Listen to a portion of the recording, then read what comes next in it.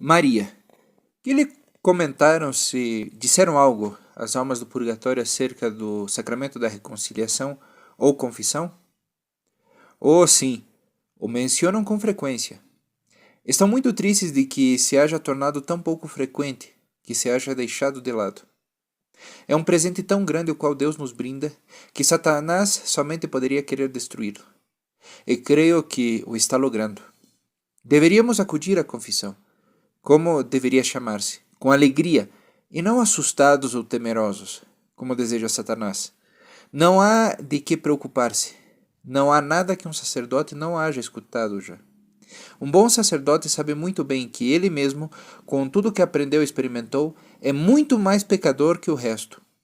Para Jesus e para todos os que se encontram no céu, é um grande motivo de alegria quando levamos nossas debilidades e fracassos ante Jesus. As almas do purgatório me contaram que não existiriam 60% de todas as depressões que se sofrem no mundo se aproveitasse este enorme presente. Muitos especialistas, estas empresas farmacêuticas e orientadores ficariam sem trabalho se todos se confessassem regularmente. Nosso Senhor pode salvar e sarar a todos e a tudo, segundo Ele queira, tão somente com pedir-se-o. Nossa mãe disse, e creio que foi em Medjugorje, que a confissão mensal curaria o Ocidente. A confissão não se entende corretamente. Para a maioria não resulta difícil diferenciar entre o bem e o mal, mas outro tema muito mais difícil é diferenciar entre o bom e o melhor. A confissão não está somente para confessar-nos por haver roubado um banco, pois de fato muito poucos de nós roubamos bancos. Para a maioria está para buscar como ser cada vez melhores aos olhos de Deus. Que poderia haver feito durante este último mês para haver sido mais santo?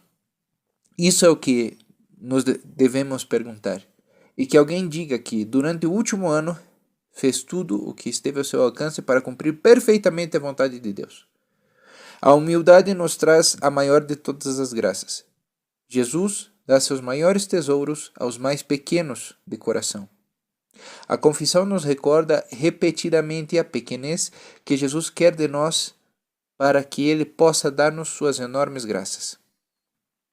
Maria, como responderia a todos os que dizem e o fazem com sinceridade que não necessitam de um sacerdote para confessar-se? Que não necessitam contar suas coisas a outras pessoas, senão que podem dirigir-se diretamente a Deus? Se o que você diz fosse certo, os psicólogos e psiquiatras não teriam tanto trabalho. Tanto as pessoas mais inteligentes como as mais simples podem ir ao mesmo sacerdote, e ambos ficariam assombrados pelos frutos e pelas graças que surgiriam desse breve e livre encontro com Jesus. Todos os seres humanos têm a mesma necessidade de confessar suas culpas. Todos esses grupos de apoio, essas largas e intermináveis terapias tão custosas, não seriam necessárias se nos acercássemos a Jesus. E, sobretudo, as maiores graças não nos chegam daí dos espertos e os especialistas, senão somente de Jesus. Nos deixamos enganar demasiadamente fácil. Não crê que Ele, que, para começar, nos deu a vida, também é capaz de dar-nos infinitamente mais que as soluções do tipo como enfrentar-te-á da maioria dos psicólogos? Deus os abençoe. Muitos deles nem sequer reconhecem a realidade do pecado e como vão para tratar então a realidade do perdão?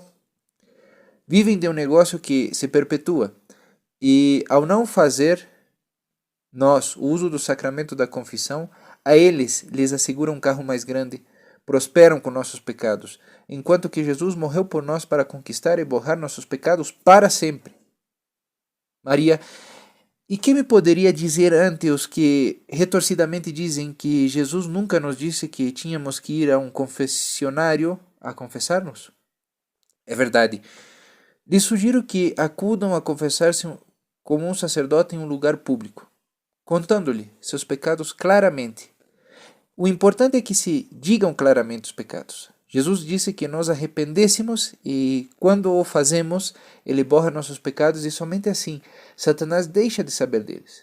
já não pode atrair a essa pessoa mediante esse pecado ou atacar-lhe a causa da débil e inexistente relação com Deus. Porém, quem se encontra no confessionário é Jesus, não o sacerdote. Maria, você está segura? Lhe conto um caso que o surpreenderá. Uma senhora italiana quis levar seu neto de 8 anos ao Padre Pio para que fizesse sua primeira confissão. Não sei motivo. Estava muito entusiasmada quando chegou à paróquia. O menino entrou a confessar-se e saiu radiante de alegria. A avó sabia que aparência tinha o Padre Pio. Era baixo, gordinho, quase calvo, de olhos escuros e de uns 65 anos. Ainda assim, lhe perguntou ao seu neto: Diga-me, como era? O menino respondeu com muita calma e com detalhe. Oh, era alto, fornido, com olhos castanhos e cabelo longo e castanho. Tinha ao redor de 30 anos. Maria, está brincando? Não. Coisas desse tipo sucedem com frequência em lugares sagrados e de muita oração. Maria, deixe-me apresentar-lhe um caso hipotético e logo lhe farei umas perguntas ao respeito. Há duas famílias. Ambas vivem razoavelmente bem e com saúde. Uma das famílias se confessa regularmente, enquanto que a outra não. Existirão diferenças entre seus descendentes? E se as houvesse, quais poderiam ser? A primeira família contará com uma base sólida para acercar-se cada vez mais a Jesus ao longo das gerações, enquanto que a segunda família carregará com muitas dificuldades, que não haveriam tido se houvessem confessado regularmente. Por exemplo, enfermidades e debilidades que poderiam haver-se evitado. A atitude correta e penitente da primeira família se refletirá na fortaleza e a felicidade de seus descendentes, enquanto que os da outra família serão mais propensos aos ataques de Satanás. Maria, então quer dizer que quem são conscientes do seu estado de pecado terminam sendo mais sãs que aquelas que não o são? Sim. Com a humildade que produz a confissão e a oração, e com o amor a Deus que nos vem dele, faz que cresça uma fortaleza e um equilíbrio que se manifesta em pessoas mais saudáveis. Isso significa que serão mais saudáveis emocional, mental e fisicamente, e que também se estenderá ao longo das gerações. Maria, então podemos garantir vidas mais sãs aos nossos filhos, netos e bisnetos com nosso amor, com nossas orações e com nossas confissões? Sim, exatamente. Grande parte da medicina atual se limita a reparar os danos. Se os médicos atuais, em todos os campos, dedicaram o mesmo tempo e energia à prevenção das enfermidades que sofre na atualidade, a medicina preventiva não nos custa nada e, sobretudo, nos damos conta mais claramente da imensidão do amor de Deus por nós. Isto não é um jogo para ele. Ele se enche de alegria quando estamos cheios de paz e da felicidade que produz. Deus apenas quer ver-nos felizes, livres e saudáveis. Maria, então pode explicar a função da contrição e do arrependimento no momento da morte? Nos liberamos de todas as nossas culpas com uma boa confissão. Se é totalmente honesta e nos arrependemos de coração. Mas também há de reparar o dano causado. Ainda não ficamos completamente liberados desses pecados. Para obter a total absolvição, a alma deve ficar livre de toda atadura.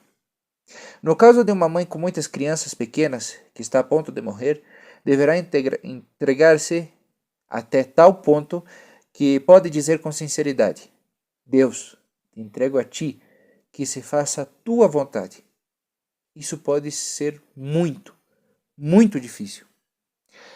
A liberdade mediante o pago de até o último centavo, como diz Jesus no Evangelho, se dá entre nós e Deus, entre nós e os demais, com uma liberação extra e nos liberando-nos totalmente de toda atadura sobre assuntos que não sejam os de Deus. Maria, então estar totalmente livre de todo o pecado seria um processo de 3 pilares? Sim. Primeiro, expiação entre nós e Deus. Logo, expiação entre nós e a pessoa a qual ferimos, que também nos implica sempre a nós mesmos. E, finalmente, a reparação por meio da oração e de boas obras. Não apenas se deve reparar. Maria, as pessoas não católicas e não cristãos também podem confessar-se? Oh, sim. Nenhum sacerdote que deseja cumprir os ensinamentos de Jesus pode rechaçar a um penitente. No entanto, se isso ocorre, sugiro à pessoa que reze por esse sacerdote que lhe rechaçou e que olhe adiante. Não importa quem seja o pecador, que educação teve ou de onde provém. Tudo o que necessita é arrependimento profundo por todo o mal que fez. Logo, esse pecador encontrará um sacerdote por vontade de Jesus, se o posso assegurar. Apesar de que os não podem receber o sacramento da confissão, realizar uma confissão informal lhes faria tanto bem às suas almas. Posso assegurá-lo, quando um não católico busca isso, Deus lhe concederá umas graças muito, muito grandes.